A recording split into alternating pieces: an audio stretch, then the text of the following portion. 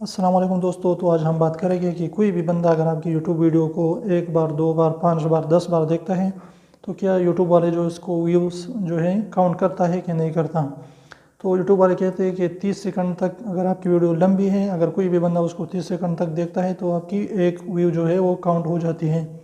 लेकिन अगर आपकी वीडियो जो है 30 सेकंड की है, 1 मिनट की है, तो इस तरीके से अगर पूरा का पूरा वीडियो 30 सेकंड की है तो पूरा वीडियो अगर किसी ने देख लिया तो उसका व्यू जो है 1 काउंट होगा। तो इस तरीके के अगर कोई भी बंदा आपकी वीडियोस जो है कितनी भी बार देखता है तो आपका व्यू जो है वो काउंट हो जाता है।